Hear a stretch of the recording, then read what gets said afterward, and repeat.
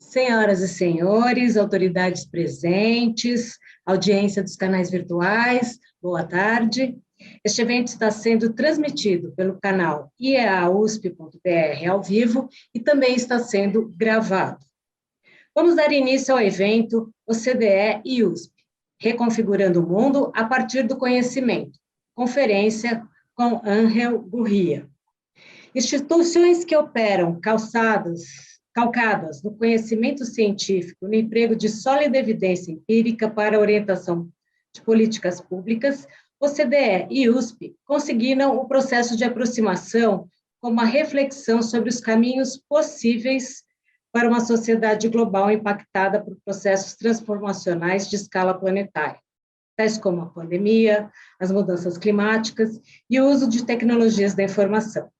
A ser proferida pelo secretário-geral da OCDE, Ángel Gurria, no ensejo de trajetória de ascensão do Brasil, o evento inicia a sistematização do relacionamento entre a Universidade de São Paulo e a OCDE, com vistas a compreender o funcionamento da organização e facilitar o acesso às metodologias e recursos disponíveis, além de propiciar oportunidades de intercâmbios entre os especialistas da OCDE e a sociedade brasileira, em geral, e a comunidade USP em particular.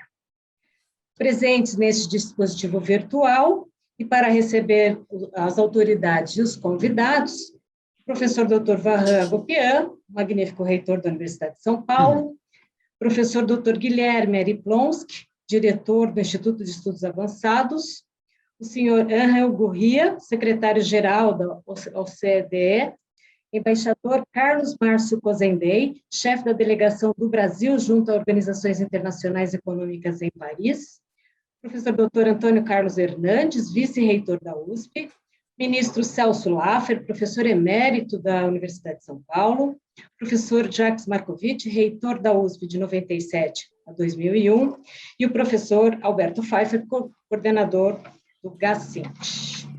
Destacamos, registramos e agradecemos as seguintes autoridades que se registraram com antecedência a este cerimonial.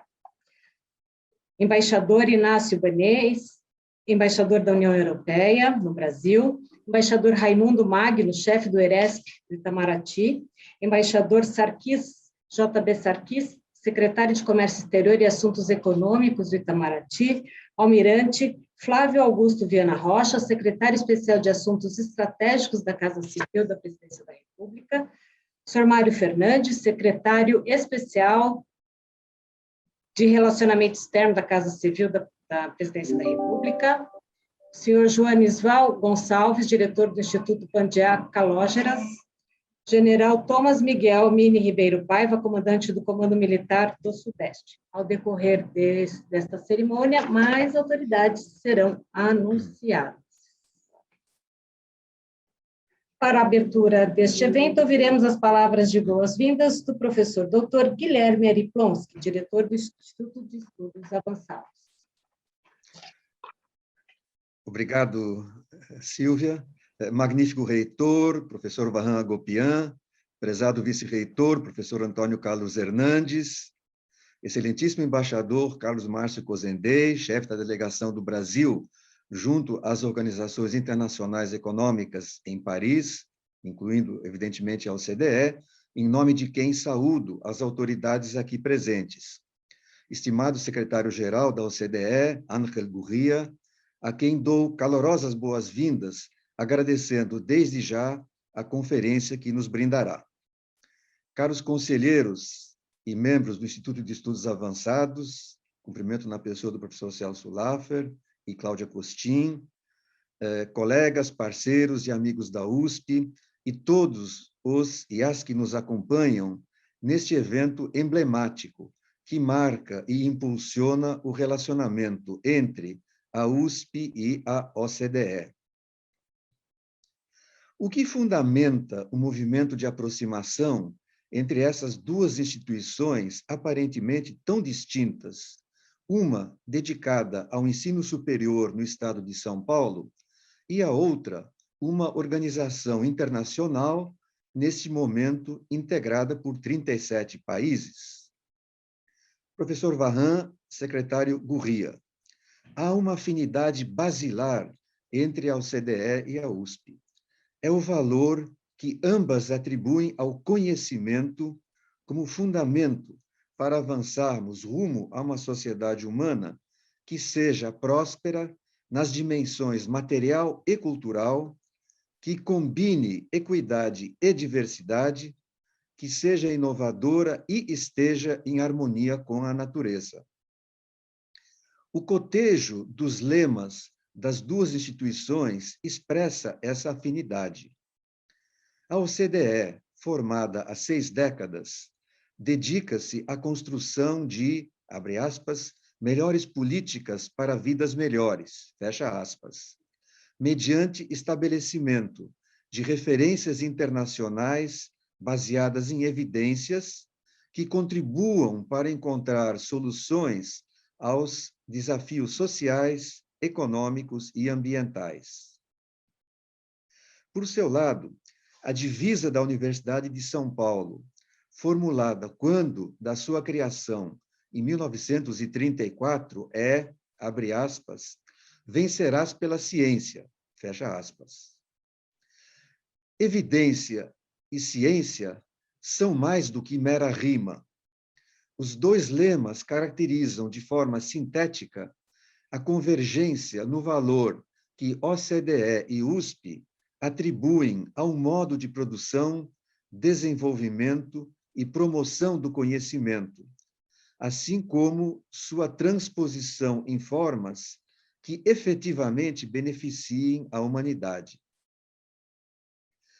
Exploremos por um instante o termo afinidade, utilizado para retratar o encontro entre USP e OCDE, que tem o seu primeiro momento público na presente atividade, que é de cunho acadêmico.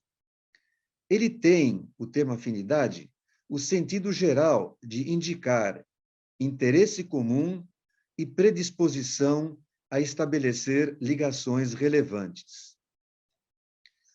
Ocorre que afinidade é um construto utilizado em numerosas áreas do conhecimento humano, na química e na biologia, no direito e no comércio, na matemática e na computação, na psicologia e na filosofia, na literatura e na sociologia. Com relação a estas, lembremo-nos da instigante expressão afinidades eletivas, que é o título de um notável romance de Goethe e que, na sociologia, fecunda a obra seminal de Max Weber. Em cada um desses campos, há uma utilização particular do termo, mas a sua concomitância como construto inspirador em áreas que integram ciências da natureza, ciências sociais, humanidades e artes, ilumina uma dimensão adicional do termo afinidade, a de sublinhar o potencial da abordagem interdisciplinar na produção de conhecimento capaz de aprimorar a formulação, implementação e avaliação de políticas que, de fato, possibilitem vidas melhores.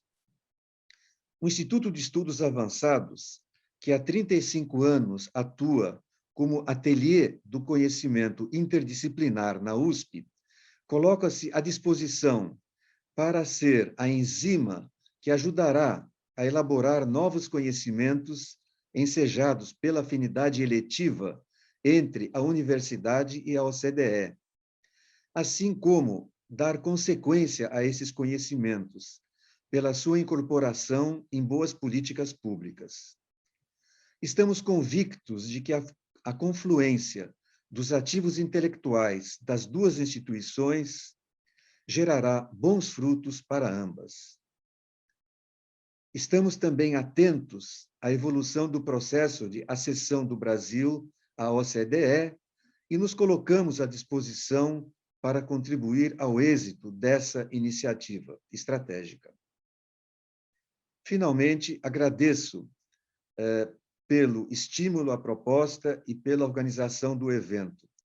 Ao professor Vahan Agopian, com quem nós, evidentemente, conversamos no início deste relacionamento e que nos deu não apenas o vai em frente, mas nos deu um estímulo e captou imediatamente a importância disso para a universidade e para a sociedade brasileira. Ao professor Alberto Pfeiffer, coordenador do GACINTE, parceiro de primeiro minuto dessa iniciativa, ao professor Amâncio Oliveira, que lidera uma escola avançada de diplomacia científica e de inovação, sediada no IRI, em parceria com o Instituto de Estudos Avançados, e que tem sido de um apoio fenomenal agora nesse sprint final, na preparação. Agradeço muito ao secretário Gurria, a equipe da OCDE, em particular ao Fábio Gerke, por uma feliz coincidência, ex-aluno da Faculdade de Economia, Administração e Contabilidade da nossa USP, que cuida do Desk Brasil, e ao José Antônio Ardavin, que cuida do Desk América Latina, da Divisão Latinoamérica da OCDE. Aproveito para comentar que temos um torcedor dessa aproximação, que é o professor Joaquim Guilhoto, também foi vice-diretor da Faculdade de Economia, Administração e Contabilidade, e, nesse momento, atua na área de Ciência, Tecnologia e Inovação, no diretorado, na Diretoria de Ciência, Tecnologia e Inovação da OCDE. Agradeço muito a delegação do Brasil em Paris, na pessoa do caro embaixador Cozendei e da sua equipe, Daniela, e demais integrantes, ao time do IEA, sempre presente, sempre disponível, sempre enxergando céu azul, vamos em frente, Rafael, a Fernanda, Cláudia, Aziz, Sérgio, demais colegas, e agradeço a Sílvia por fazer, então, o comando, a maestria desta cerimônia, e eu lhe devolvo a palavra. Obrigada, professor Plonsky. Registramos também a presença das seguintes autoridades que se registraram com antecedência: professor Hubert Alqueres, vice-presidente do Conselho Estadual de Educação de São Paulo; Carlos Henrique Brito Cruz, vice-presidente sênior da Elsiever; professora doutora Cláudia Costin, diretora do Centro de Excelência e Inovação em Políticas Educacionais da Fundação Getúlio Vargas, Escola Brasil de Administração Pública, e também membro do Conselho Consultivo da USP e do Conselho Deliberativo do IEA. Pedro Vonchovski, presidente do Conselho de Administração da Embrapi e também membro do Conselho Deliberativo da USP. Senhor Ivonce Brochmann Iosp, presidente emérito do Conselho Iosp Maxion. Senhor Israel Voemboim, presidente da Vinhedo Investimentos. Senhor Luiz Fernando Furlan, da Concórdia. Senhor Mauro de Salles Aguiar, presidente do Colégio Bandeirantes. Senhor Geraldo Heinel, diretor da Fiesp. Professor doutor, agora as autoridades universitárias da USP, professor Walter Colle, professor emérito da USP, professor Edmundo Chada Baracá, pró-reitor de graduação, professor Carlos Gilberto Carlotti Júnior, pró-reitor de pós-graduação, professor Silvio Roberto Ascioli Canuto, pró-reitor de pesquisa, professora doutora Maria Aparecida de Andrade Moreira Machado, pró-reitora de Cultura e Extensão Universitária, professor Valmor Augusto Tripoli, presidente da Agência USP de Cooperação Acadêmica Nacional e Internacional, e o senhor Maurício Jorge Piragini, diretor-presidente da Escola Superior de Gestão e Contas do Tribunal de Contas do município de São Paulo. Teremos agora as palavras do senhor embaixador Carlos Márcio Cozendei, chefe da delegação do Brasil junto a organizações internacionais econômicas em Paris, com o tema: a importância de fomentar o relacionamento e estudar a OCDE para o Brasil. Muito obrigado, magnífico reitor, senhor secretário-geral da OCDE, professor Ari Plonsky, muito obrigado pelo convite de participar desse evento. Um evento que me entusiasma muito. Estou há 3 anos à frente da missão do Brasil, que procura representar o Brasil junto aos organismos econômicos internacionais em Paris, em particular a OCDE. A maior parte do meu tempo é dedicado efetivamente à OCDE, e com a ajuda do secretário-geral Gurria, temos tentado, ao longo desse período, iniciar também o processo de acessão do Brasil à OCDE. A cooperação do Brasil com a OCDE, ela vem dos anos 90, portanto, ela não é nova, ela vem se desenvolvendo gradualmente ao longo do tempo. Essa participação ao longo desse período, em diferentes governos de diferentes matizes, foi sempre sendo ampliada, foi sempre aumentando, com a participação crescente dos diferentes órgãos do governo brasileiro nos comitês e diferentes programas da OCDE. A OCDE está completando 60 anos esse ano. Nesse período, ela passou por diversas evoluções, diversos ciclos de ampliação. O secretário-geral Gurria foi responsável, nos últimos 15 anos, por um importante exercício de ampliação, de atualização da missão da OCDE e de transformação da OCDE num organismo decisivo na gestão dos regimes internacionais. A OCDE, que originalmente era mais, como ainda é hoje referida muitas vezes, né, como um clube dos ricos e que realmente reunia apenas os países desenvolvidos, a partir dos anos 90 passou gradualmente a se abrir para outros países, inicialmente do leste europeu, México, Coreia, e na gestão do secretário Gurria houve novos ciclos de ampliação e entraram aqui da região o Chile, a Colômbia e agora a Costa Rica, que aguarda apenas a ratificação por parte do seu parlamento, mas que já completou o seu processo de acessão. Nós temos, no momento, 6 candidatos à acessão, o Brasil é um deles, temos Brasil, Argentina e Peru na nossa região, Bulgária, Romênia e Croácia na Europa. Os membros da OCDE têm ainda que decidir como se daria esse novo ciclo de acessões, em que sequência, que países iriam primeiro. Então, embora o Brasil tenha hoje o apoio de todos os países da OCDE para iniciar o seu processo de acessão, eles ainda não conseguiram chegar a um consenso sobre o conjunto dessas 6 candidaturas. Enquanto isso, a nossa estratégia tem sido a de aprofundar a participação na OCDE. O Brasil participa, assim, na prática, participa de todos os comitês da OCDE, não é? Formalmente participa de mais de 30 órgãos no nível de comitês na OCDE, fora todos os outros grupos de trabalho e task forces que são organizados, né? E temos tido uma participação crescente dos órgãos do governo brasileiro nessas reuniões. Ao mesmo tempo, nós aderimos já a diversas das recomendações e das decisões da OCDE. Hoje nós já aderimos a 99, que é mais ou menos 1/3 do patrimônio normativo da OCDE. A OCDE ela tem diversas funções. Ela funciona como um depositório de evidências, ela levanta evidências, ela possui várias bases de dados e vários estudos examinando a situação dos países nas mais diversas áreas de políticas públicas. Hoje a OCDE cobre praticamente todas as áreas de política pública, exceto talvez a área de defesa. Assim mesmo, no que se refere à indústria de defesa, há também discussões na OCDE. Então, é um campo muito grande do conhecimento. O secretário Gurria procurou ampliar ainda mais esse alcance da OCDE, fortalecendo a sua atuação nas áreas sociais, emprego, educação, saúde, portanto, dando um escopo à organização ainda mais completo.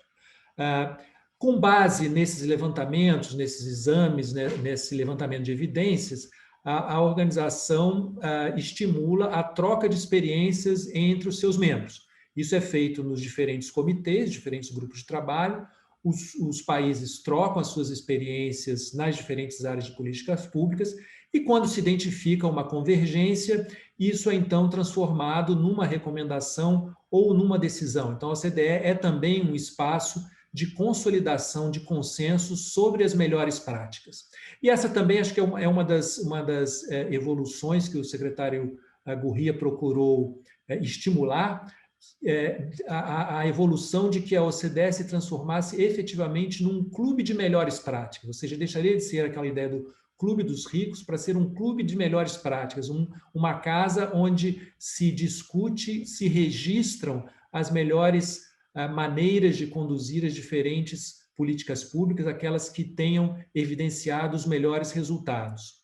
Ao fazer isso, a OCDE também é uma propositora da agenda internacional. Diversos temas surgem na OCDE e depois se transformam em discussões globais, na área do meio ambiente, na área das finanças públicas, da tributação. A gente tem, vocês certamente terão todos já ouvido falar das discussões na OCDE sobre tributação digital. Então, a OCDE ela é também uma organização que tem a capacidade de gerar novos temas que serão temas discutidos na cena internacional e com a capacidade de gerar também normas que acabam se tornando normas internacionais. Embora a organização não seja uma organização de vocação universal, ou seja, ela tem hoje 37, terá 38 membros contra a da Costa Rica, o impacto das suas normas é muito mais amplo do que o conjunto desses países e acaba tendo um efeito realmente global. Nesse sentido, o Brasil tem o interesse de participar por todas essas dimensões, né? Para aumentar o seu conhecimento, para que as suas próprias políticas sejam conhecidas, para trocar experiências, mas também para ser capaz de participar desse exercício de geração das agendas e das normas internacionais. E é nesse ponto que entra a cooperação, a importância da cooperação entre a OCDE e a USP, assim como com outras entidades acadêmicas no Brasil. Porque você pode ter, como país, diferentes níveis de participação numa organização internacional. Você pode simplesmente ter um nível de acompanhamento, de saber o que está acontecendo, de reportar quais são as decisões daquela organização internacional.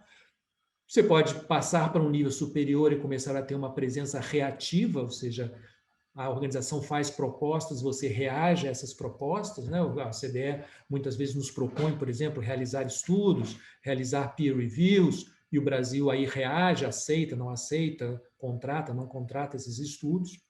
Mas você pode tentar um nível adicional de participação, um nível mais ativo, no qual o Brasil possa efetivamente participar das discussões do ponto de vista substantivo. Para isso, é preciso ter a preparação, é preciso ter a retaguarda, né? Então, a importância de ter uma universidade como a USP, acompanhando os temas da OCDE nas suas mais diversas áreas, fazendo a interação entre o que são as políticas públicas no Brasil e o que são as recomendações e as discussões da OCDE, é um insumo valiosíssimo para os negociadores e para os membros das diferentes áreas de governo que vão participar dos comitês da OCDE, terem a sua base de informações, a sua base de conhecimento para poder reagir e interagir com as discussões que acontecem na OCDE, de modo que as recomendações, as decisões que saem da OCDE reflitam também os interesses do Brasil, reflitam também a realidade do Brasil. Então, conhecer a realidade do Brasil, fazer a ponte entre essa realidade e as discussões de vanguarda que acontecem na OCDE é fundamental para o governo brasileiro. Ao mesmo tempo, para a universidade, seguramente há um interesse em acompanhar de perto essas discussões, como eu falei, que são discussões de ponta sobre políticas públicas, sobre o que está acontecendo no mundo, e eu tenho certeza que essa aproximação será muito proveitosa e muito profícua, com benefícios para a OCDE, para a universidade e para o governo brasileiro. Muito obrigado. Obrigada, senhor embaixador. Ouviremos agora as palavras do professor Dr. Vahan Agopian, magnífico reitor da USP, que falará sobre o tema Estudos da OCDE, Relacionamento na USP. Boa tarde ou boa noite para todos os participantes.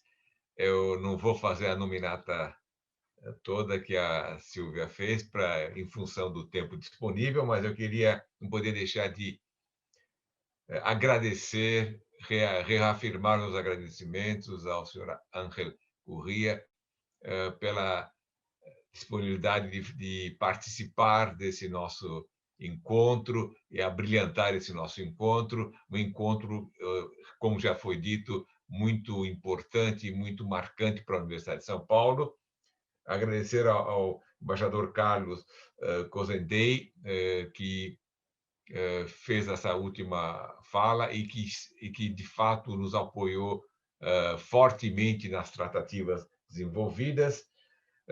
Parabenizar a Riplonsky e a equipe pela tarefa muito bem conduzida e cumprimento, então, as autoridades brasileiras, as autoridades internacionais, as lideranças aqui presentes, em nome do professor Celso Laffer, que é um grande empresário, um grande político e também um professor emérito da nossa universidade. Eu não posso também deixar de mencionar o meu amigo Jacques Markovitch, ex-reitor dessa nossa universidade e vamos dizer, um dos grandes quadros que a nossa universidade possui e que, mesmo aposentado, não deixa de colaborar com as nossas atividades. Acho que é realmente um momento de grande alegria para a Universidade de São Paulo, de uma grande realização, porque a internacionalização para uma instituição num país em desenvolvimento não é apenas um meio de permitir que os nossos alunos, nossos docentes, nossos pesquisadores tenham um relacionamento internacional. Lógico, isso é fundamental, mas é mais do que isso. Para nós, em países em desenvolvimento, a internacionalização é uma ferramenta de qualidade, uma ferramenta de nós conseguirmos melhorar os nossos patamares de qualidade, que para uma instituição de ensino e pesquisa, uma universidade de pesquisa como a Universidade de São Paulo, é imprescindível. A busca de qualidade é um trabalho incessante que a universidade está envolvida. E o professor Ari foi muito feliz em dizer por que nosso relacionamento internacional agora é como uma entidade internacional, não é como um parceiro universitário, é uma entidade internacional como a OCDE. Eu queria apenas complementar o que ele levantou, porque realmente nós estamos todos trabalhando em função do conhecimento, reforçar que no século XXI, as universidades de pesquisa, todas as universidades de pesquisa, têm uma preocupação cada vez maior de interagir, de fortalecer a interação com a sociedade.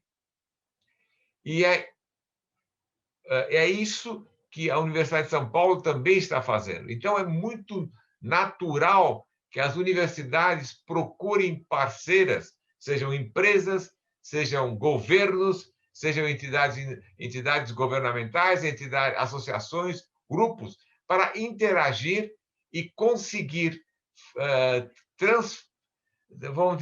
transladar, repassar o conhecimento acumulado para a sociedade o mais rápido possível. Então, utiliza-se o termo terceira missão, depois do ensino e pesquisa, como a terceira missão da universidade. Aqui no Brasil, nós chamamos de atividade de extensão e cultura, apesar que a terceira missão é um pouco mais ampla que as atividades de extensão e de cultura.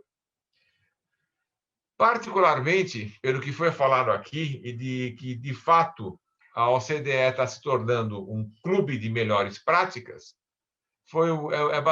é uma coincidência muito feliz, porque eu vou defender o mês que vem, numa reunião que vai ter na Suíça, que as universidades são, sim, fontes confiáveis para propostas de políticas públicas. E se a OCDE está cada vez mais preocupada com as melhores práticas, a Universidade de São Paulo, como também as outras universidades de pesquisa, estão à disposição da OCDE e dos governos nacionais para desenvolverem propostas de políticas públicas que os governantes podem adotar ou podem utilizar como embasamento. Então, é um casamento feliz. Eu não vou me alongar mais, porque está todo mundo querendo ouvir o senhor Gurria, mas é um casamento feliz que está ocorrendo. Eu espero que esse espaço que nós estamos dando hoje seja o começo de uma caminhada longa, e eu espero que cada vez mais possamos integrar as atividades da nossa universidade com as atividades do OCDE e, com isso, contribuir para a organização, mas também, ao mesmo tempo, poder retribuir aos nossos governos brasileiros, federal, estadual e municipais, essa interação que nós estamos desfrutando. Muito obrigado, agradeço de novo a todos e espero que esses passos sejam importantes para todos nós. Então, obrigado. Obrigada, professor, pelas suas palavras. Teremos agora um momento especial.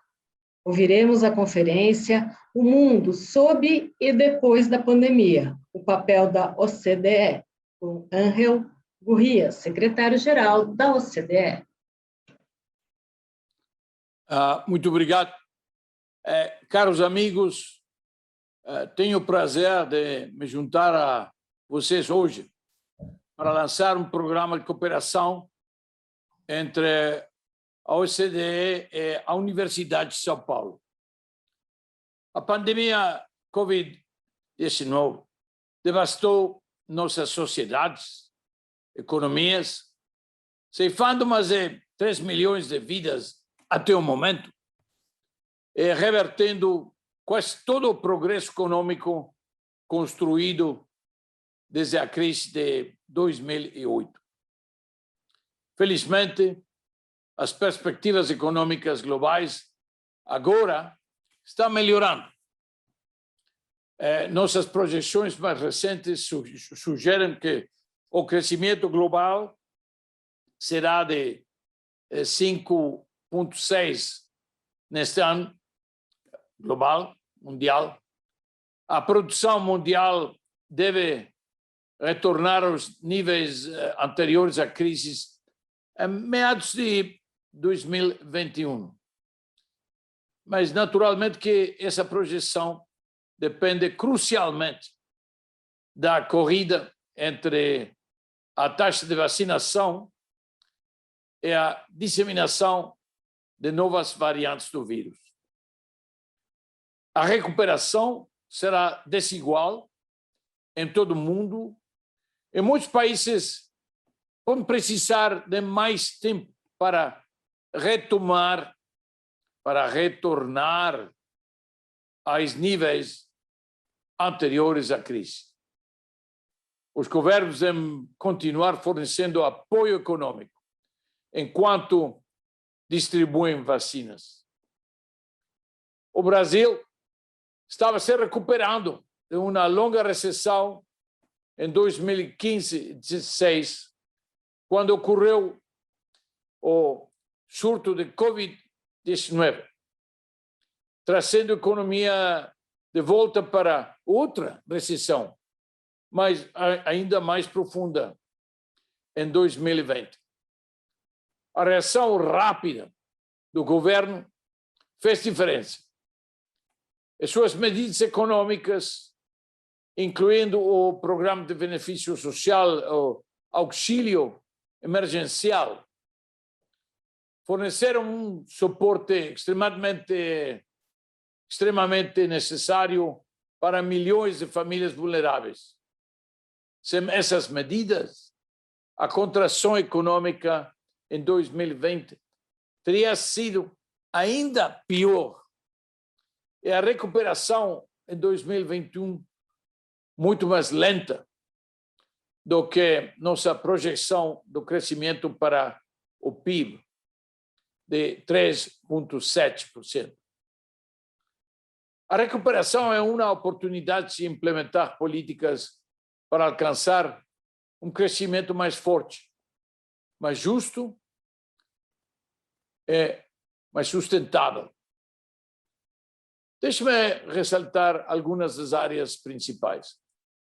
Em primeiro lugar, aumentar a eficácia dos benefícios sociais pode fortalecer a primeira linha de defesa contra choques. O sistema de transferência condicional de renda bem direcionado implementado pelo Brasil durante a pandemia poderia ser convertido em uma verdadeira rede de segurança social. Políticas estruturais também podem ajudar a direcionar investimentos e mudanças tecnológicas para redirecionar a economia do Brasil, servir a seus objetivos ambientais, construindo uma sociedade mais resiliente, mais sustentável. Em segundo lugar,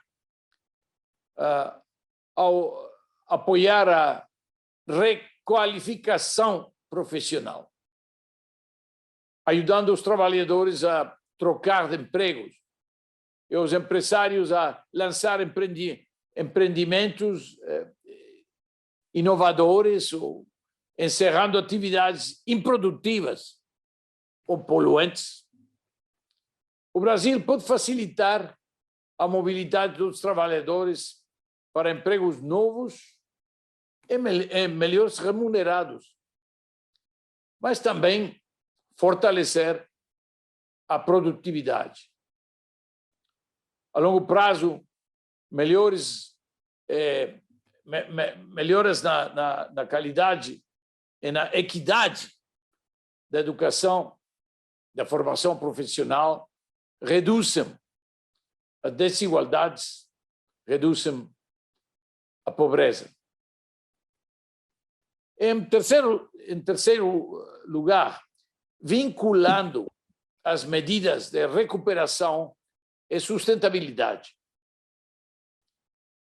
Embora nossa tarefa mais urgente seja vacinar as pessoas rapidamente e nos proteger contra novos surtos. Conforme emergimos da Covid-19, nossa responsabilidade intergeracional mais importante é proteger o planeta. A proteção do planeta, que é a mais urgente, é a custo a guerra contra o Covid, mas o mais importante é intergeracional é a proteção do planeta.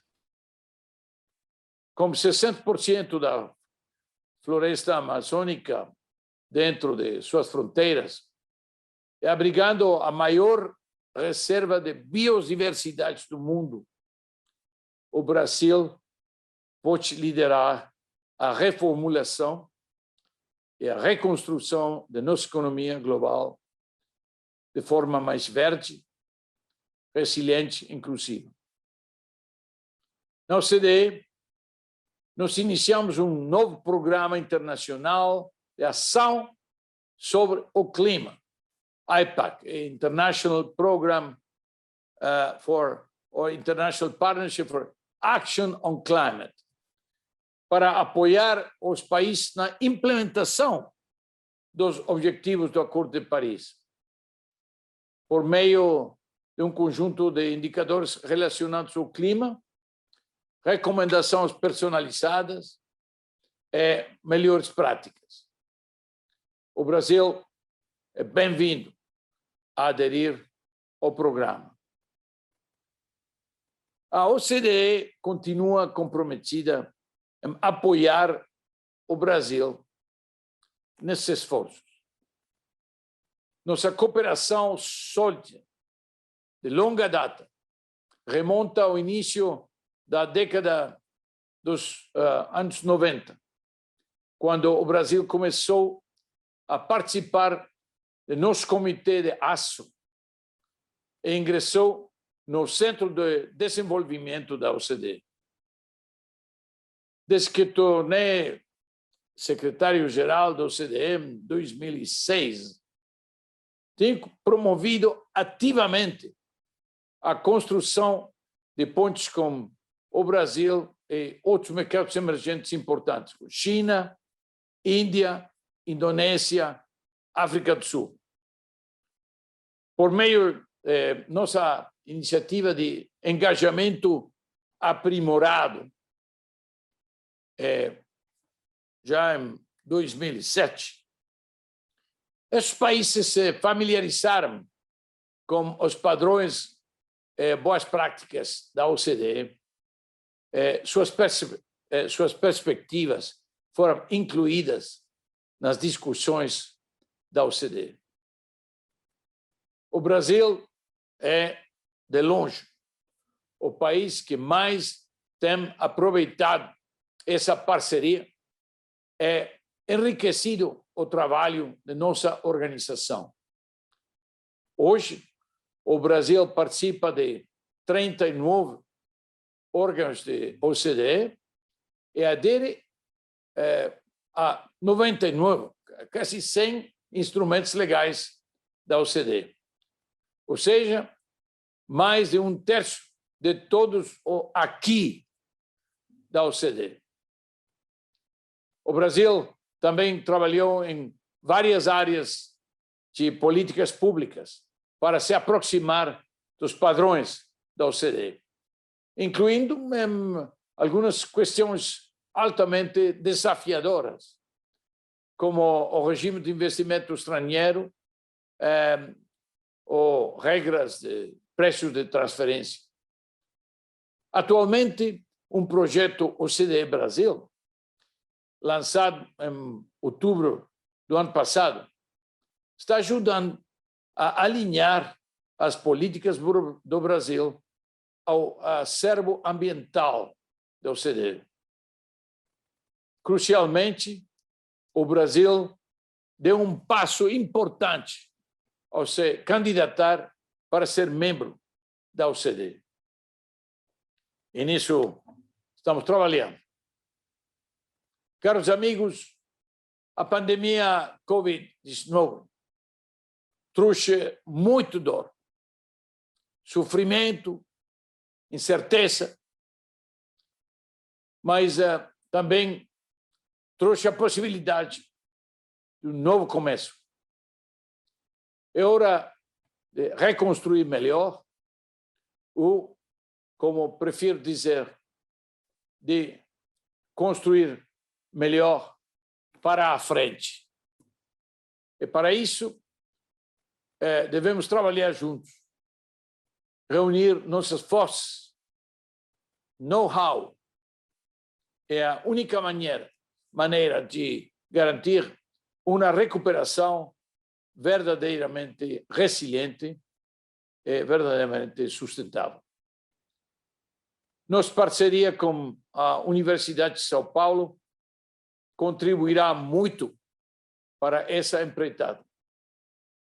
Portanto, conte com a OCDE para trabalhar com você, mas também para você, na construção de um Brasil pós-Covid, mais justo, mais inclusivo e mais resiliente. Muito obrigado.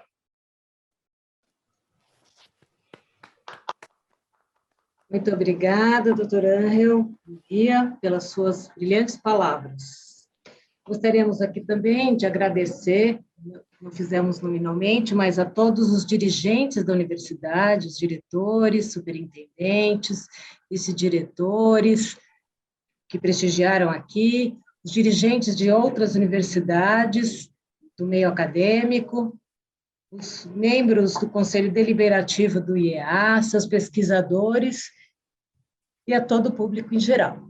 Teremos agora a sessão de perguntas e respostas e passamos a coordenação desta mesa para o professor Dr. Alberto Pfeiffer, coordenador do Grupo de Análise da Conjuntura Internacional, GACINT, da Universidade de São Paulo. Muito obrigado, Silvia, senhor reitor, com a sua licença, muito obrigado pela oportunidade. Saudação a todos e todas presentes aqui. Senhor secretário-geral, é uma enorme satisfação contar com o senhor aqui entre nós. A sua fala não só ilustrou a importância deste encontro, mas projetou para o futuro a necessidade imperiosa desta aproximação entre a Universidade de São Paulo e a OCDE. O senhor que também é um professor, o senhor que lecionou por vários anos antes de ingressar na OCDE, certamente tem a sensibilidade necessária para perceber a importância desta aproximação para o Brasil e para a OCDE. Fica desde já o agradecimento nosso pelos 15 anos que o senhor terá estado à frente da organização, esperando que nos próximos anos o senhor nos ajude muito a aumentarmos o nosso conhecimento e a nossa capacidade de construirmos esse mundo pós-Covid e, mais do que pós-Covid, o mundo para os nossos filhos e netos. Nós temos uma seleção, nós temos um hall de grandes colegas que farão perguntas para o senhor sobre vários temas que o senhor tratou, sobre vários temas de interesse da OCDE e da Universidade de São Paulo. O primeiro que fará a pergunta é o anterior reitor da universidade, professor Jacques Markovitch. Nós combinamos que cada um dos perguntadores terá 1 minuto para a questão e o senhor terá mais ou menos 2 minutos para a resposta, se estiver bem para o senhor. Eu acho que o nosso português será entendido pelo senhor e fique à vontade para responder em português ou em espanhol, como se o senhor se sentir melhor. Professor Markovitch, muito obrigado pela presença. Muito obrigado, Alberto. Professor Varran, na sua pessoa, eu quero cumprimentar a todos os presentes, os organizadores. Caro secretário-geral, o senhor sempre nos toca, porque quando se dirige a brasileiros, sempre faz questão de falar em português. E nós somos testemunho do seu empenho pessoal para o acesso do Brasil à OCDE.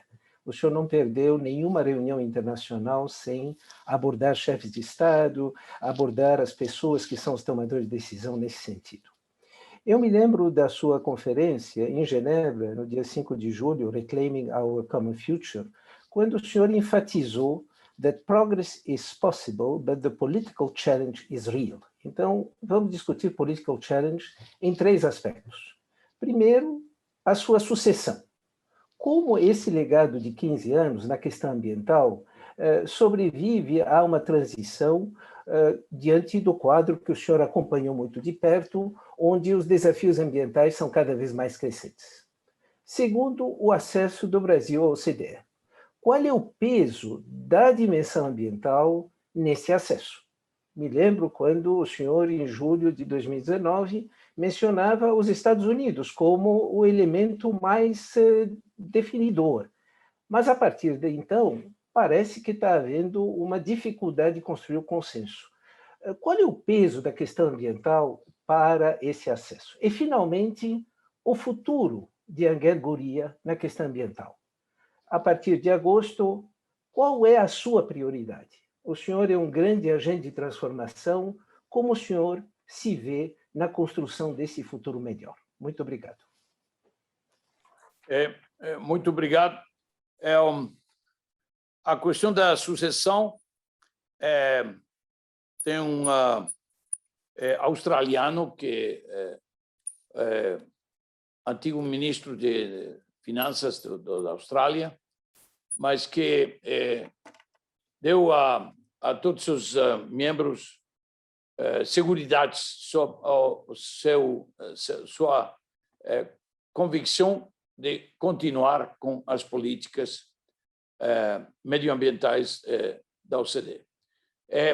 Eu posso agregar que hoje, para ninguém, não importa que pessoa, teria muita dificuldade de fazer outra coisa, porque todas as forças estão alinhadas, a transformação dos Estados Unidos é como um grande milagre que passou no 3 de novembro, mas depois se realizou no 20 de janeiro, mas que todos os dias se transforma, não somente os Estados Unidos, mas transforma o mundo. A cimeira com esta summit com todos os chefes de Estado impressionante. O anúncio que vai reduzir 52% as emissões. Impressionante. Mas também no terreno de economia, proteção dos mais vulneráveis, em todos os aspectos. Infraestrutura, etc. Mas também um sistema de imposição de impostos mais justo, mais progressivo. Então, eu acredito que isto vai ter muito peso, muito importante em todas as posições não somente do meu sucessor, mas no trabalho da OCDE. Isto é o futuro. Acesso de... Se tivemos muitos anos de posicionamento muito duro dos Estados Unidos, mas Estados Unidos estava apoiava no Brasil România. Brasil é România. O problema é que temos 6 e não gostava de falar dos outros 4. E naturalmente que os países latino-americanos, representantes os outros 4, mas também os países europeus dos outros 4, 2 e 2, naturalmente que diziam, sim, muito bem, vamos com o Brasil, vamos com a România, mas precisamos ter um tratamento igualitário, um tratamento com os outros. Então, tivemos um problema com blocagem, com os Estados Unidos, que dizia sim, 2, mas europeus que diziam sim, mas 2, mais os outros também. Depois, pode ser com 6 meses de decalagem, pode ser com um ano, mas garantia que podemos ir com os outros. E nisto temos 3 anos. Não? Agora, hoje tivemos uma reunião de conselho e retomamos outra vez a questão de membresia, do enlargement da OCDE, e falamos outra vez. Eu acredito que temos cada vez mais espaço, cada vez mais apoios e cada vez mais blocos que estão a favor, porque já quitamos, já não temos mais o problema de 2 e 4. A minha última proposta é se começamos com 6. E depois, os 6, cada um vai avançar de acordo com o seu mérito, com as suas condições. Mas não depende de que seja europeu ou seja latino-americano. Vai ser.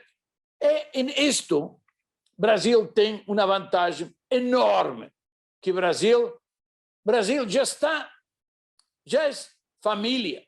Brasil já está na família. Brasil já está como um primo, como dizemos, um primo, um cousin. Um primo terceiro passou a primo segundo, passou a primo primeiro, já está na cozinha, né? na cozinha da OCDE.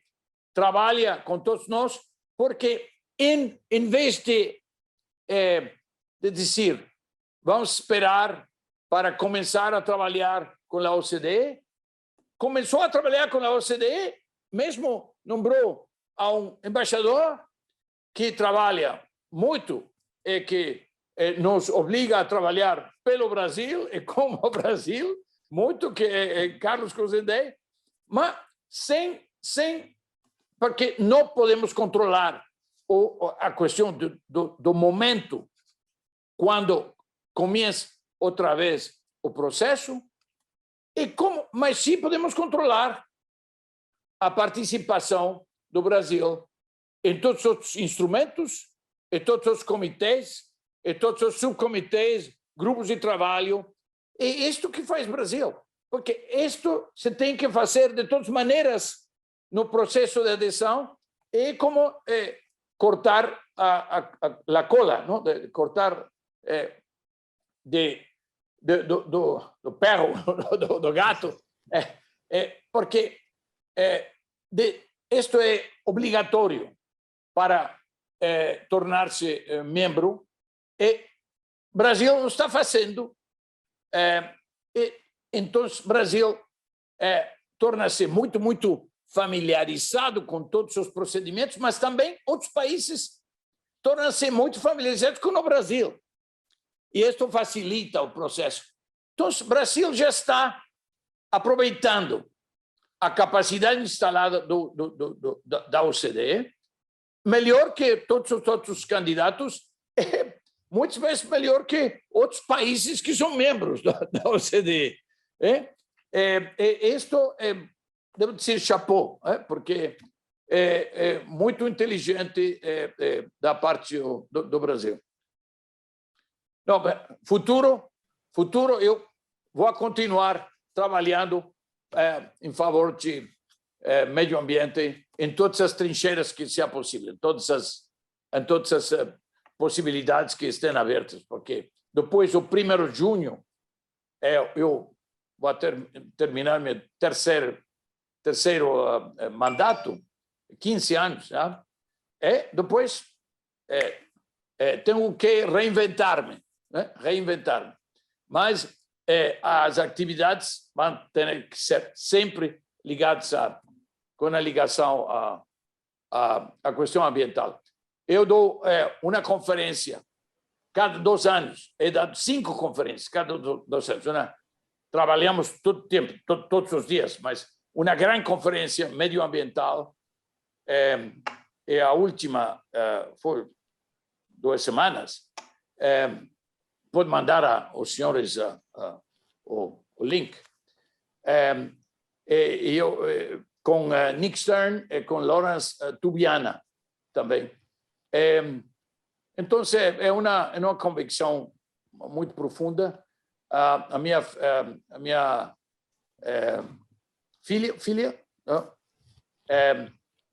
trabalha pelo UNDP, mas a questão medioambiental. Então, se eu não torno-me ambientalista, ela vai assegurar-se que sim, mas não, temos profunda convicção. Como eu digo, é a questão mais importante intergeneracional que temos é a proteção do planeta.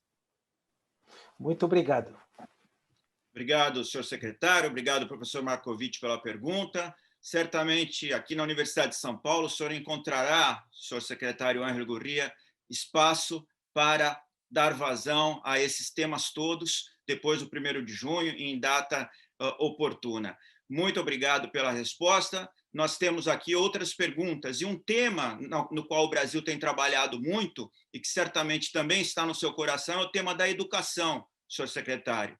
O tema da educação, o exame PISA é muito utilizado pelo Brasil, pelos estados brasileiros, por instituições particulares, pelo país como um todo. E temos 2 perguntas sobre educação.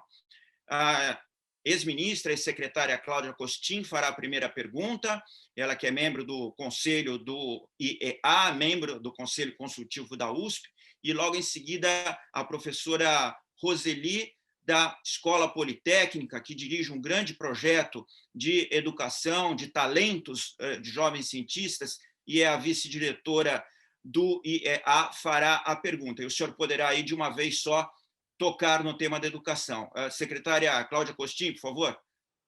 Bom, muito boa tarde a todos. Me dirijo ao reitor Varran para saudá-lo e, por meio dele, saudar todos os que estão aqui se encontram, especialmente o meu amigo Jacques Marcovitch.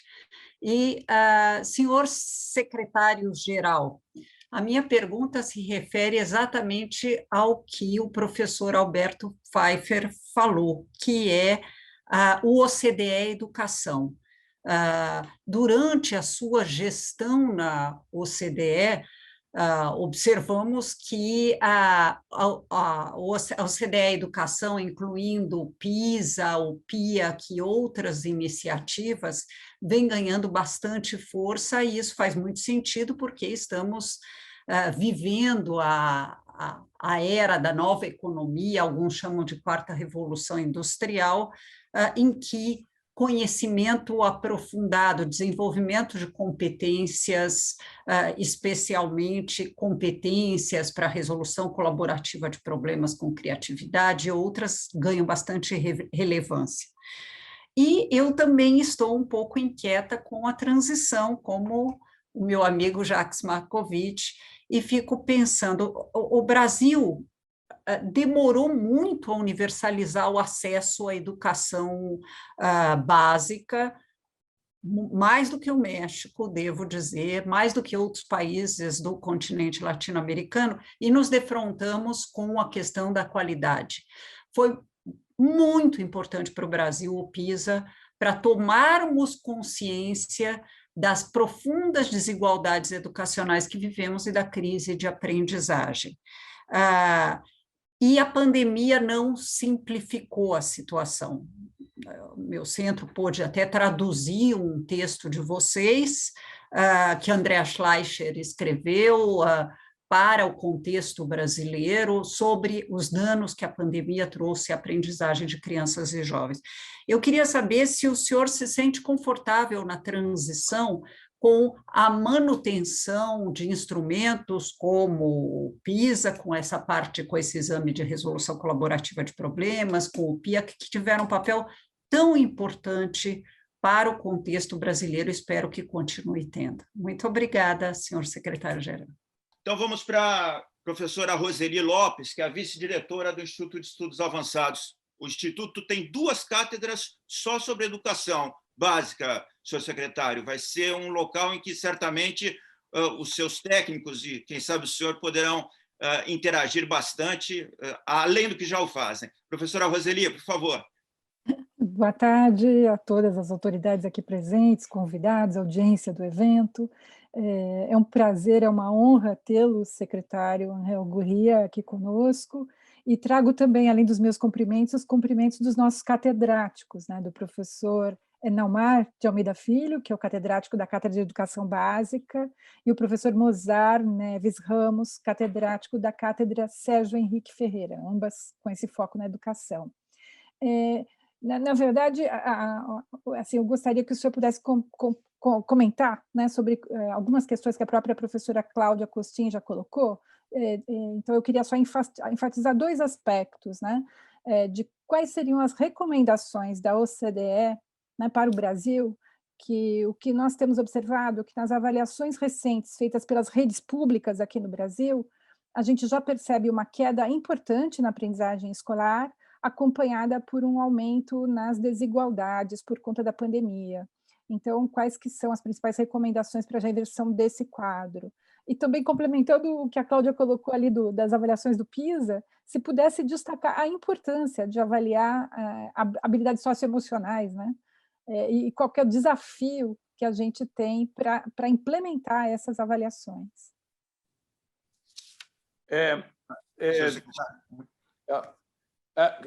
Should I switch to English or Spanish? English is okay? Spanish would be better, I guess. Yeah. Spanish? Yeah. Okay, so just briefly. No, it's up to you. It's up to you. You should select, because we can understand and we manage with both languages. Obviously, Spanish comes more naturally. Okay, will be better then. Es natural. Mas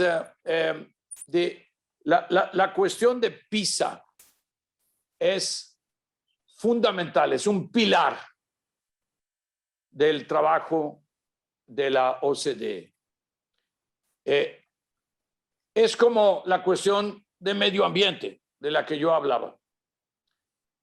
es muy difícil cambiar la dirección de un gran barco, ¿no? Un barco que es como el que se quedó ahí en el canal de Suez, ¿no? Así, el evergreen, pero el problema es que la participación en PISA hoy ya es 100 países. Ya no 38 miembros, 60 países, 80 países. Hoy ya están pensando en el año 2024, es decir, 100 países. Entonces, PISA se está volviendo no solo una referencia, sino un instrumento que permite la comparabilidad y también un ranking razonable, no para ser mejor o peor, mas para mencionar as questões fundamentais que estão muito bem, que estão mal ou muito mal, e que podem ser naturalmente melhoradas. Então, PISA na OCDE, eu acredito que é um pilar, mas também que vai estar evolucionando constantemente, e que isto é algo que vai apoiar qualquer secretário-geral novo, mas também que vai resultar muito conveniente para ele, porque é uma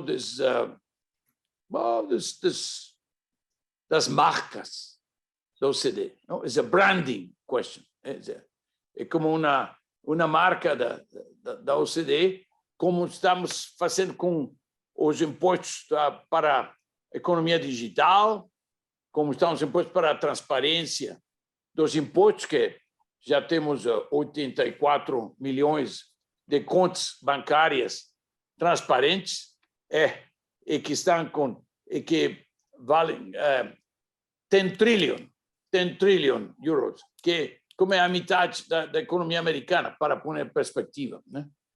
84 milhões de contas bancárias que já estão nas mãos de todos os chefes de impostos do mundo, de 100 países, não somente dos países da OCDE. Então, nowhere to hide.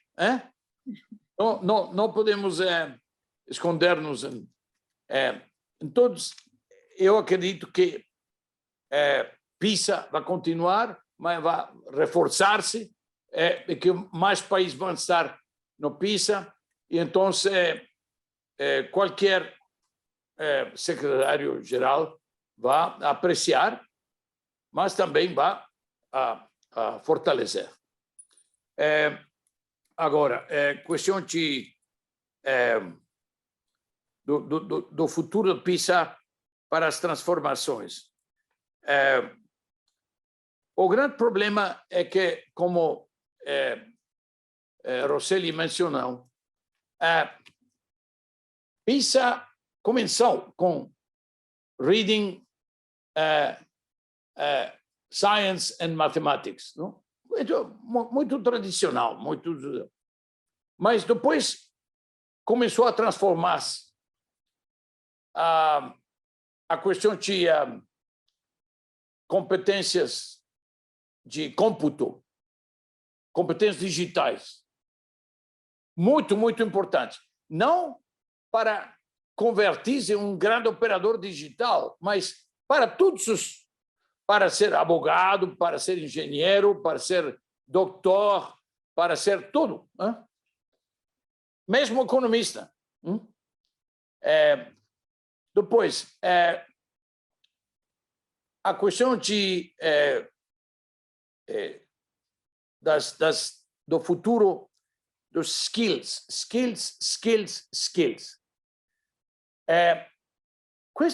Isto é um problema, sobretudo pós-Covid.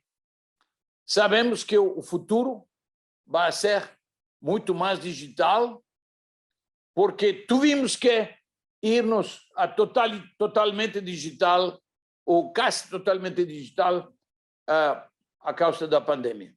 Então, sabemos que o futuro, para ter capacidade de reinserção no mercado de trabalho, tem que ter capacidades digitais.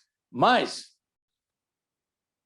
hoje, a força de trabalho do Brasil, mas também do México, mas também dos Estados Unidos, também da Bélgica, Itália, não tem as capacidades digitais suficientes.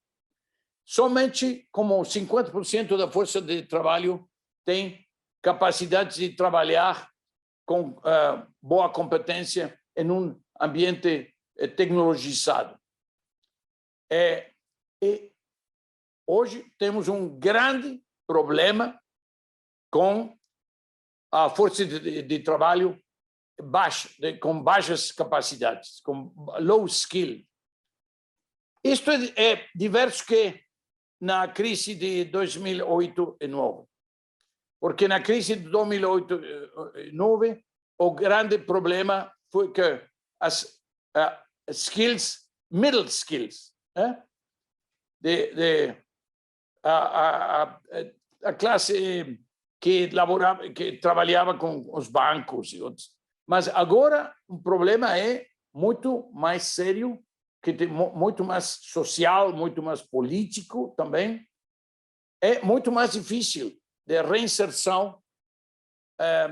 E temos que ter uma política muito deliberada, muito agressiva de skilling, reskilling, upskilling.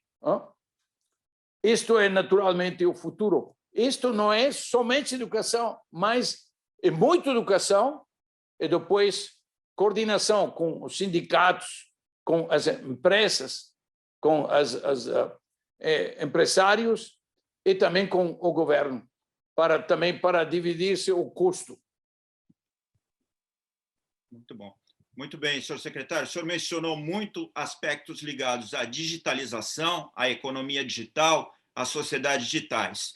A próxima pergunta é do senhor Ion Moreira, que é o CEO da Surf Telecom, Correio Celular, que é a quarta maior operadora de telefonia celular do Brasil e é parceira do Going Digital da OECD. Então, Ion, por favor, a sua pergunta. Obrigado, Alberto, pela oportunidade. Mais que distinta audiência, senhor secretário Ángel Gurría, sob a luz do Going Digital, hoje temos cerca de 2 bilhões de pessoas desbancarizadas no planeta e 3 bilhões de pessoas sem acesso à internet. Na vossa distinta visão, qual o impacto na reconfiguração mundial, na perspectiva da inclusão digital e financeira desta população? Eu acredito que não temos alternativa. As políticas públicas, mas também as políticas privadas, mas também as políticas das empresas, vão ter que necessariamente, obrigatoriamente, tornar-se todas mais digitais. Mais digitais porque não, repito, não é uma questão de transformar-se em um grande tecnológico digital ou um experto digital, mas é somente que todas as habilidades, todas as destrezas, todas as competências vão precisar estas skills digitais. E o problema é que a produtividade tem uma ligação direta com a capacidade de de ter estas destrezas, estas habilidades, estas competências. São os países que têm, todos esses países onde está a maioria dos 2 bilhões, 3 bilhões que falou o senhor, que são os mais atrasados do mundo, e tem um problema como o problema de vacinação, que não estaremos em melhor situação até o momento no qual todo mundo já está livre do vírus. E vamos ter uma situação similar com a questão das habilidades digitais e acesso à internet. Porque tem parte da cooperação dos países mais ricos, agora tem que ser não somente para fazer uma escola, mas para fazer escola, mas também com todas as facilidades digitais, ou para fornecer os professores, ou também para fornecer um treinamento para os professores, porque eu acredito que a brecha digital, the gap, the digital gap, a brecha a diferença das capacidades digitais vão estar acrescentando-se. E isto vai a criar grandes diferenças sociais, grandes diferenças econômicas, mas em um momento grandes diferenças políticas, mas também explosões políticas. Então, a questão de acesso à informação, à internet, e também de acesso a questões digitais, eu acredito que não é uma questão optativa, que é uma questão que é obrigatória para os países, e que o risco é muito grande se não tomam esse caminho. Obrigado, senhor secretário. Sei que o senhor tem um enorme apreço pela juventude, por los jóvenes. O senhor confia que está nas mãos e nos cérebros dos jovens e no coração deles as soluções de encaminhamento para esse mundo do futuro. O senhor tem promovido a presença de jovens, de estudantes, nos encontros da OCDE. Nós trouxemos 2 jovens aqui para fazerem perguntas para o senhor secretário. Temos um estudante de graduação da Universidade de São Paulo e temos uma estudante de ensino médio da secundária do Colégio Bandeirantes de São Paulo. Eu vou pedir, então, a Júlia Kraus que formule a primeira pergunta para o secretário. Logo em seguida, o Matheus Gregório, estudante do Instituto de Relações Internacionais, fará a pergunta e o senhor poderá responder as duas em conjunto, ok? Júlia, por favor, e muito bem-vinda, obrigado por estar aqui conosco. Oi, boa tarde, tudo bem? Eu queria dizer que nós, adolescentes, tanto da minha quanto de todas as gerações, sempre temos a impressão de que nós não somos ouvidos, né? Então, exatamente por isso, queria muito agradecer o convite, a oportunidade de poder estar falando aqui, e queria retomar o tema das mudanças climáticas, dizendo que a nossa impressão... O tema de... Mudanças climáticas. Sim. Dizendo que a nossa impressão é de que quem está no poder político e econômico não está preocupado com o meio ambiente e nem com as gerações futuras. A Greta, todo mundo aqui conhece, conseguiu um espaço muito importante para ser ouvida. E eu queria saber o que você acha que os jovens podem fazer mais para sensibilizar as autoridades, para sensibilizar os adultos para uma ação imediata. Obrigado. Retomando uma questão tão importante que é do câmbio climático, né? Climate change, e da participação dos jovens no enfrentamento dessa questão. Matheus Gregório, por favor, obrigado pela presença. Boa tarde a todos. Boa tarde, senhor secretário-geral da OCDE. Boa tarde a todos que estão aqui, professor Vahan, reitor da universidade.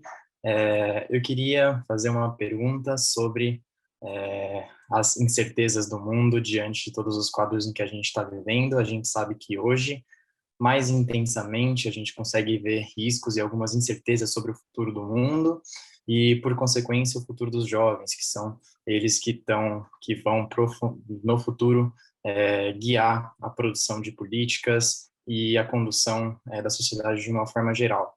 Vários jovens, inclusive, eles estão na margem de políticas públicas, na margem do sistema, pouco inclusos, e sofrendo as consequências disso, e gerando consequências também à democracia, enfim, que a gente não sabe exatamente quais são os resultados. E eu gostaria de saber, a partir disso, como essa reconfiguração do mundo a partir do conhecimento pode ajudar os jovens, especialmente os jovens periféricos, né, em um mundo de tantos riscos, incertezas e uma necessidade patente de inclusão. Obrigado a todo mundo. Obrigado, Matheus. Senhor secretário, ¿ha entendido bien? ¿Alguna Sí, aclaración? sí. Okay. Sí. Eu acredito que, com Júlia, que esta afirmação que os governos, as instituições não estão preocupados por a mudança climática, não pode ser que faz 10 anos, 20 anos, pode ser que a única instituição que estava muito preocupada por a mudança climática era a OCDE, porque nós começamos há 40 anos, 45 anos, mas agora eu acredito que as autoridades que não enfocam a questão medioambiental estão correndo um grande perigo, porque o perigo é que a população está totalmente concentrada nisso, que é a próxima mais grande crise, que vamos a ganhar a guerra em 2022, 2023 contra o vírus, não? Mas a produção dos bilhões e bilhões e bilhões de vacinas que hoje parece um pouco romântico, mas vamos a ganhar essa guerra. Pode tomar um pouco de tempo, mas o mais grande problema é o cambiamento, a mudança climática. E isto é um problema que é medioambiental, mas também é um problema econômico, é um problema social, um problema político. Muito importante problema político.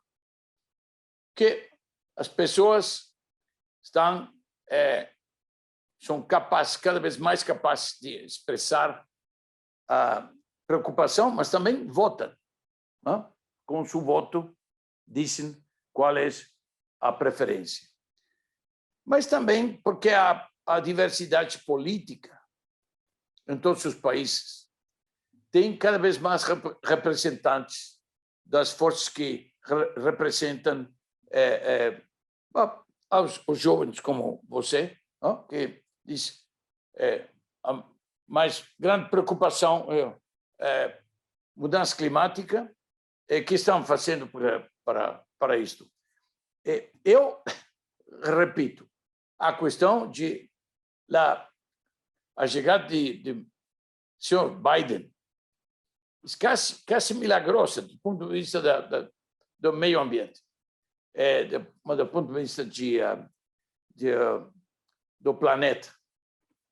Por quê? Porque não somente muda a política, mas muda todas as relações de forças, mas cambia as regulações, e não somente não faz mais, mas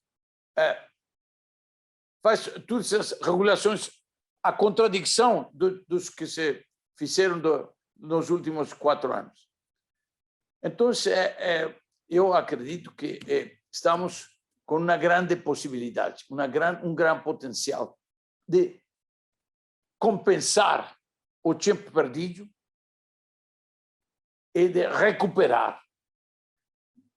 Mas, naturalmente, temos que ser muito agressivos, porque já sabíamos que não era suficiente com os NDCs do Acordo de Paris. Já sabíamos que não era suficiente o Acordo de Paris. Agora temos que ir mais, não? Temos que ir ao frente com as metas. A questão de incertezas, mas sobretudo para os jovens. Eu acredito que hoje a questão é não abandonar, não sentir que não estão ouvidos, não estão sendo considerados, não estão, mas tem que participar. Tem que participar. Os jovens que estão educados têm doble obrigação de participar, porque tem um privilégio da educação, tem um grande privilégio de ter esta capacidade de ter consciência, mas também de saber quais são as soluções. Então, tem uma obrigação de falar, tem uma obrigação de estudar mais, mas também de falar, de pronunciar-se, porque tem oportunidade de fazê-lo. Então, como tem oportunidade de fazê-lo, tem que fazê-lo. Tem obrigação. Então, não é questão de dizer, mas não ouve, não põe atenção, mas tem que também organizar com os sistemas de comunicação de hoje, com Facebook, com Twitter, com todo, com Instagram, todo, organizar os grupos, pequeno grupo, depois um grupo mais grande, cada quem tem 5 ou 10 que vão se agregar aos grupos e, finalmente, se criar milhares e milhares e milhares, centos de milhares, milhões que estão com a consciência, que estão participando e que estão retroalimentando. Isto é que vai mudar a situação. E também vai lembrar as autoridades que têm que ter políticas que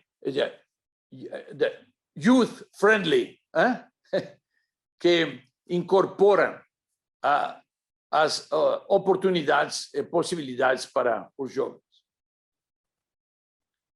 Excelente, senhor secretário. O senhor lembra bem que em regimes democráticos as pessoas escolhem com o voto, elas votam, e que, portanto, os políticos e os jovens têm que estar muito atentos a essa ferramenta, a influenciar a sua atuação pela urna. Nós temos agora a pergunta do senhor Vinícius Mota, que representa o setor da imprensa, representa um dos pilares do regime democrático. O Vinícius é secretário de redação da Folha de São Paulo e vai fazer a próxima pergunta, então, para o senhor. Vinícius, muito obrigado pela presença. Sua pergunta. Eu que agradeço, secretário Gurria. A minha pergunta é sobre os aspectos não diretamente econômicos, nem ambientais, que podem levar em conta e podem pesar para o ingresso do Brasil como um parceiro permanente da OCDE.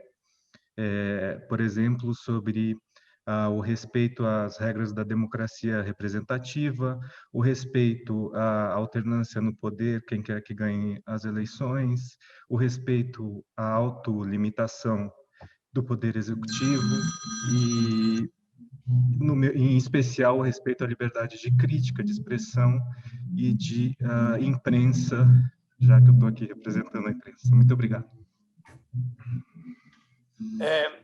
eu acredito que,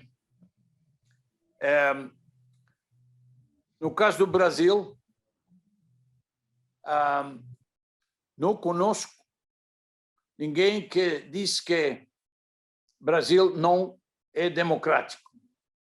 A mais grande vantagem do Brasil é que é reconhecido como uma enorme democracia. É a quarta democracia do mundo, quinta, não são, tem a Índia, e depois tem, depois da Índia, Estados Unidos, pode que ser a terceira, mas isto que não se discute é a democracia brasileira, que pode ser mais perfeita, menos perfeita. Você fala de eleições de ou de autolimitação. Temos sempre muito interessante a questão de as novas leis de Geórgia, não? Que estão construídas para não permitir a participação de certos grupos, não? Mas isso passou em um estado que passou no dia, no meio-dia, com toda a luz do sol, o estado passou a legislatura da Geórgia e aprovaram uma lei que discrimina contra certos grupos. Então, não é a questão de problemas com a democracia, não é o monopólio do Brasil, não é o monopólio dos Estados Unidos, não é o monopólio do México, não é o monopólio da Turquia, mas temos países que têm certos problemas com a qualidade da democracia, então tem que señalar, então que trabalhar nestes aspectos. Mas eu acredito que você diz, não vou falar de problemas econômicos, não vou falar de problemas medioambientais, mas vou falar de outros problemas. Eu posso dizer ao senhor que hoje, e dos outros problemas, que podemos falar de qualidade da democracia, não é um fator que esteja na tabela. No processo de acesso do Brasil. Porque ninguém sente que é o perfeito democrata. Ninguém pode dizer, eu tenho uma democracia perfeita e pode acusar os outros. Não, ninguém faz isso. Então, não é um grande problema, não é o nosso mais grande problema. Obrigado, secretário. Nós temos, já agradecendo ao senhor pelo empenho e por permitir uma certa extensão do tempo aqui, temos mais duas perguntas que vão exatamente regressar ao tema da participação do Brasil no mundo, da inserção do Brasil nos grandes fluxos internacionais por meio do processo de acessão à OCDE. Nós temos a diretora do Instituto de Relações Internacionais, professora Janina Onucchi, e depois temos o seu amigo chanceler e professor emérito da USP, o professor Celso Laffer, que fará a última pergunta do dia. Então, professora Janina, por favor. Boa tarde, obrigada, Alberto. Secretário Ángel Gurría, eu gostaria de dar as boas-vindas em nome do Instituto de Relações Internacionais. É uma honra receber o senhor aqui. Secretário, a USP, nesse último ano, não só superou dificuldades da pandemia, mas produziu muita inovação nessa gestão, sob a liderança do professor Vahan Agopian e do professor Antônio Carlos Hernandes, na reitoria, e eu não tenho dúvida sobre os benefícios recíprocos dessa aproximação e da parceria entre a USP e a OCDE. Eu tinha duas perguntas, mas eu vou, para não tomar muito tempo, eu vou fazer só uma, até porque o professor Celso Laffer, né, vai abordar a questão mais ampla, né, sobre a parte internacional. Nós sabemos da discussão sobre os benefícios e desafios do ingresso do Brasil na OCDE, temos acompanhado muito esse debate aqui no Brasil, mas eu queria que o senhor falasse especificamente sobre a relação dos governos subnacionais com a OCDE, né? Que tipo de acordo ou de contribuição um governo subnacional, como o governo do Estado de São Paulo, que tem uma parceria com a Universidade de São Paulo, que tem produzido práticas de boas governanças, né? Que tipo de relação e de benefícios podem surgir da parceria dos governos subnacionais com a OCDE? Obrigada. Obrigado. Cada vez mais importante, cada vez mais uma parte de que tudo o que passa, o investimento, espécies públicas, tudo passa a nível local. Local. Então, tem que ir onde está a ação, que é local. Estados, mesmo municípios. Então, trabalhamos com muitos estados subnacionais, depois trabalhamos com muitas cidades, temos uma especialidade com questão de cidades, e que são unidades muito interessantes, porque o mundo hoje é um mundo urbanizado. Brasil é muito interessante, porque, como o México, que passamos a ser urbanos sem tornar-nos ricos. Passamos a ser muito urbanos, muito urbanizados, antes de ser ricos. Então, temos todos os problemas de urbanização, todos os problemas de crescimento das cidades, mas nós temos uma especialidade, nós temos assim como temos pequenas e médias empresas, como temos desenvolvimento regional, desenvolvimento territorial, temos trabalho com cidades e com os estados.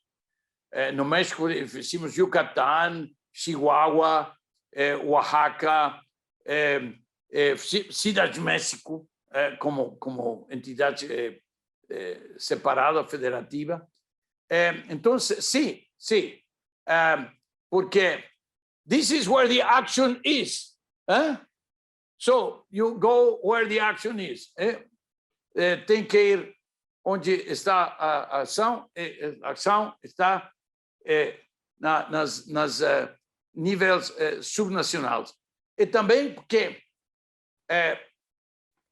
a homogeneização dessas regras é muito importante para ter capacidade de funcionar como uma federação. Porque muitas ocasiões temos uma situação onde você é muito jovem, mas não sei se você se lembra quando tivemos um problema grande problema de default de Minas Gerais, não? Que depois a Federação Brasileira teve que entrar e teve que fazer uma lei especial de responsabilidade fiscal. E eu me lembro muito bem. Isto, agora, o Brasil não passa mais, porque tem a lei de responsabilidade fiscal. Mas o desenvolvimento dos estados, mesmo dos municípios, das cidades, é muito importante para o vigor, para a força. Então, nós trabalhamos muito on request.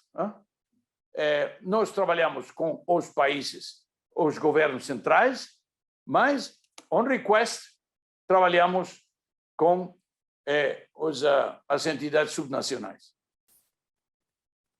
Obrigada. Excelente. Obrigado pela pergunta, professora Janina. Muito importante aspecto desse aprofundamento do alcance da OCDE, e fica também com uma oportunidade para todos nós. Quer dizer que quando tem um pequeno pequena entidade subnacional como São Paulo, que é a 7ª potência de América Latina, uma coisa que... Então, é ainda mais importante. Né? É verdade. Certamente aqui o senhor terá muita, não só a importância, mas os recursos, né, à disposição a trabalhar junto com o senhor, com o CDE.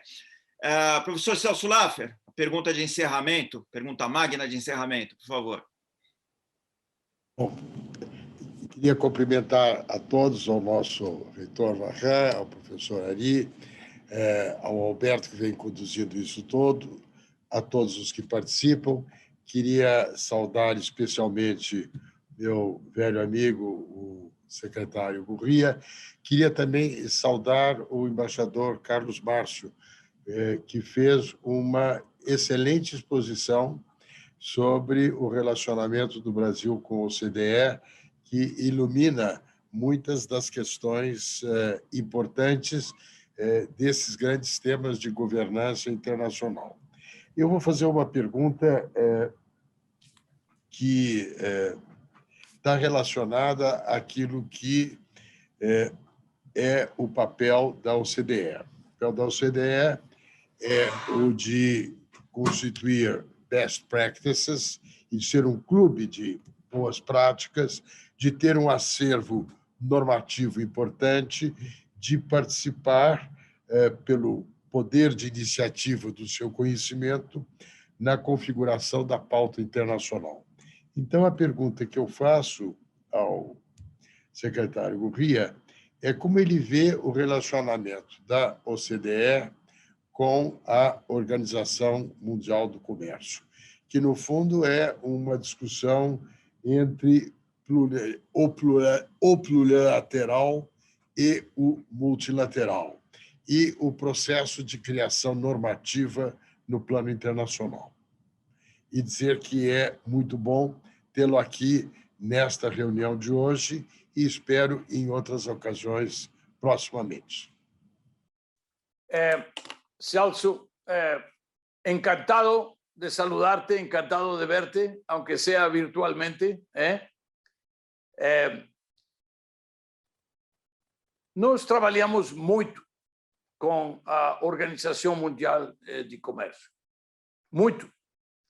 Mas agora trabalhamos com Lamy, muito. Trabalhamos com Roberto, mas também agora com Ngozi. Ngozi é boa amiga de muitos anos, também como Lamy, como Roberto, são part of the usual suspects, como no filme Casablanca, quer dizer, round up the usual suspects, não? Somos a parte dos usual suspects. Sempre estamos os mesmos, somos convidados para participar em todas as mesmas reuniões, mas eu acredito que nós complementamos muito as capacidades técnicas, Celso, da Organização Mundial de Comércio. Que a Organização Mundial de Comércio está ativa no terreno e tem problemas com o sistema de justiça e tem problemas de colisão dos interesses, mas não tem tanta capacidade técnica para os análises e para as comparações e para ter extrair da informação políticas públicas, né? O nosso lema na OCDE é Better Policies for Better Lives, que quer dizer que melhores políticas para uma vida melhor ou para melhores vidas. E isto, nós temos a capacidade de sugerir políticas, mas com evidência, não somente de dizer isto é uma melhor solução, que pensamos que intuitivamente é uma melhor solução. Nós proponemos políticas depois de ter toda a base, a fundamentação. Então, quando nós proponemos uma política, quando nós proponemos uma melhor solução no contexto de um país X, não? Pode ser Brasil, pode ser México, pode ser Turquia, pode ser Itália, pode ser Estados Unidos, e derivado de uma análise muito rigoroso, de uma análise comparativo e de um profundo análise técnico, e depois de consultação com todos os parceiros desse país, mas também outros.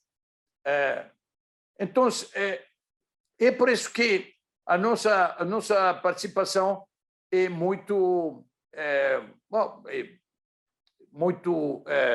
respeitada, mas também muito buscada.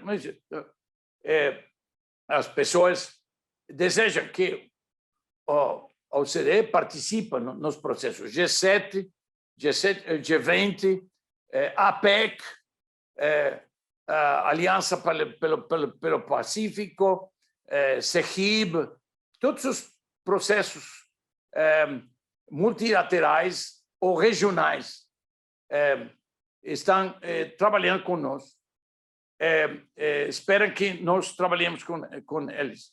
Então, eu acredito que isto é um problema de método. Por quê? É que a OCDE pode trabalhar que 37 países, não, 37 países não é universal, entanto que a OMC tem 200 países, não?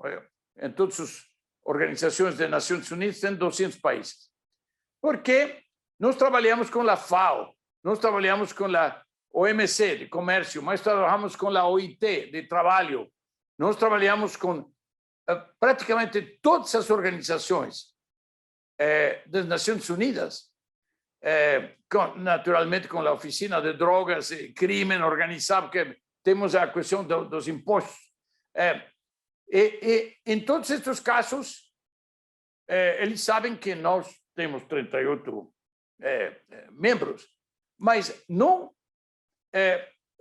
buscam a participação da OCDE por causa da universalidade da OCDE, mas por causa do impacto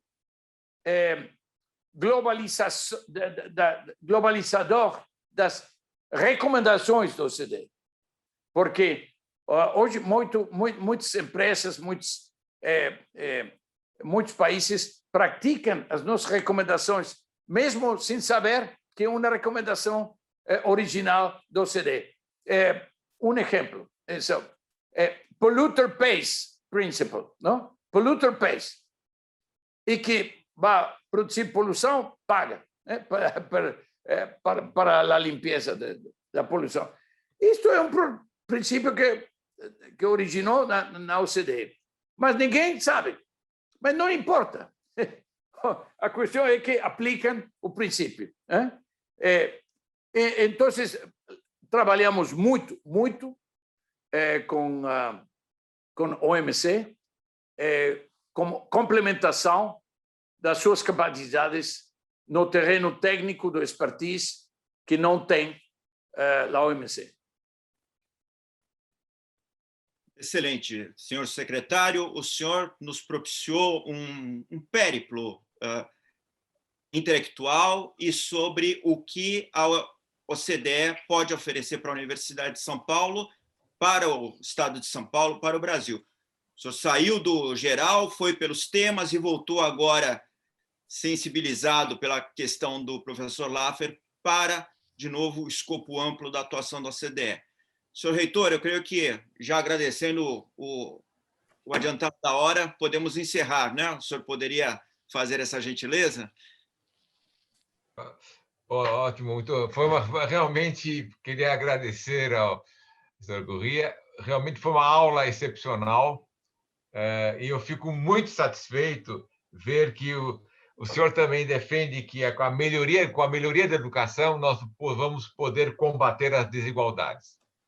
E a experiência que nós tivemos recentemente, nos últimos anos na universidade, está nessa direção. Nós temos cotas para pessoas que têm dificuldades econômicas e raciais, e com essas cotas, os jovens que querem entrar na universidade, com apoio, um pequeno apoio, estão tendo um desempenho fantástico e certamente serão agentes de mudança da sociedade brasileira. Então, fico muito contente. Olha, foi uma tarde para nós, uma tarde para os senhores, uma noite maravilhosa, muito rica. Parabenizo novamente os organizadores, Alberto e companhia, e espero poder contar com a presença do senhor em mais outras oportunidades. Boa tarde, boa noite, muito obrigado. Muito obrigado a você. Com as palavras do professor Varran, anunciamos o término deste evento. A Universidade de São Paulo agradece, e ao BCE, agradecem a presença de todos e a audiência nos canais virtuais e deseja um ótimo dia ou uma ótima noite. Obrigada.